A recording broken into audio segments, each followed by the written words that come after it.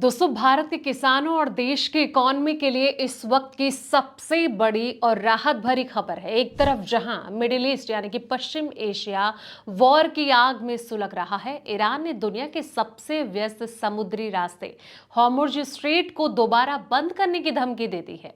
लेकिन इससे पहले कि ईरान इस रास्ते पर ताला लगा पाता, भारत ने पर्दे के पीछे एक बड़ा खेल कर दिया है। हमारे अन्नदाताओं यानी कि किसानों के लिए जीवन रेखा माने जाने वाले खाद से लदे 12 विशालकाय जहाज इस खतरनाक वॉर जोन का पार कर भारत की तरफ जो है वो बढ़ रहे हैं। आखिर कैसे ऐन वक्त पर भारत पर मंडरा रहा एक बहुत बड़ा संकट टल गया, आइए जानते हैं आज के इस एक्सक्लूसिव रिपोर्ट में। नमस्कार दोस्तों, मैं हूं आपके साथ संध्या बिष्ट और आप देख रहे हैं द इकोनॉमिक टाइम्स हिंदी। दोस्तों, स्ट्रेट ऑफ हॉर्मुज़ के पास फंसे उर्वरक से लदे 16 मालवाहक जहाजों में से करीब 10 से 12 जहाज इस जलमार्ग को पार करने में सफल रहे। व्यापारियों के अनुसार इन जहाजों ने ईरान द्वारा शनिवार को दक्षिणी लेबनान पर इजरायली हमलों के बाद इस मार्ग को दोबारा बंद करने के दावे से ठीक पहले इसे पार किया। अब इस घटनाक्रम से भारत में खाद की आपूर्ति बढ़ने और कीमतों में गिरावट की उम्मीदें जग गई हैं।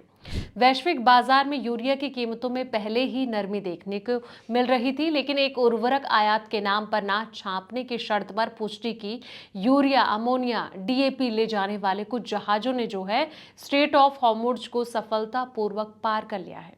इससे देश में जो है खाद्य संकट जो है वो टल गया है। दोस्तों, अब सवाल ये कि संकट की वजह और भारत पर असर कितना।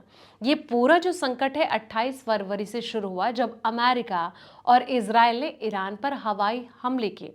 इसके बाद दुनिया के सबसे व्यस्त ऊर्जा और कमोडिटी शिपिंग रूटों में से एक हॉर्मुज़ को बंद कर दिया गया था। दोस्तों, लेकिन खरीफ सीजन के लिए कहीं ना कहीं ये बहुत ज़रूरी भी है अब, क्योंकि पश्चिम एशिया भारत के लिए उर्वरकों और साथ ही अमोनिया व सल्फर जैसे जो कच्चे माल हैं इसका सबसे बड़ा आपूर्ति करता है।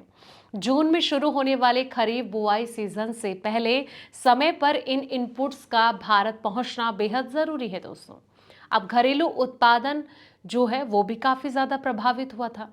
इस मार्ग के बंद होने से लिक्विडफाइड नेचुरल गैस जो है यानी कि एलएनजी की जो आपूर्ति है वो भी बाधित हुई थी, जिससे कि मार्च और अप्रैल की शुरुआत में भारत का घरेलू यूरिया उत्पादन धीमा पड़ गया था। कमी को रोकने के लिए सरकार ने अतिरिक्त एलएनजी आपूर्ति सुरक्षित और साथ ही खरीफ सीजन के दौरान किल्लत से बचने के लिए 3 वैश्विक यूरिया टेंडर भी जो है वो जारी कर दिए गए थे। लेकिन इस बीच कच्चे माल की जो कीमतें हैं इसमें नरमी की उम्मीद नजर आ रही है। पश्चिम एशिया से जो सप्लाई चेन ठप होने के कारण डीएपी बनाने के लिए जो जरूरी कच्चे माल जैसे कि अमोनिया हो गया, सल्फर की जो वैश्विक कीमतें हैं कई महीनों के उच्चतम स्तर पर पहुंच गई थी।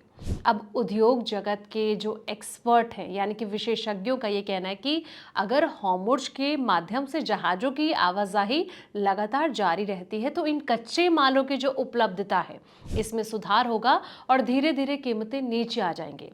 हालांकि स्थिति को पूरी तरह सामान्य होने में अभी कुछ महीने लग सकते हैं, लेकिन बड़ी बात यह है कि भारत के द्वारा जो ये बड़ा कदम उठाया गया है उससे कहीं ना कहीं देश के किसानों को फायदा मिल सकता है। तो दोस्तों, आपको क्या लग रहा है कि कितना फायदा या फिर ये जो कदम है उसको कैसे देखते हैं, कमेंट सेक्शन में अपनी राय जरूर दें। और ये रिपोर्ट आपको पसंद आए इसे लाइक करें, शेयर करें और चैनल को सब्सक्राइब करना ना भूलें। ऐसे पल पल के अपडेट्स के लिए आप देखते रहें द इकोनॉमिक टाइम्स हिंदी।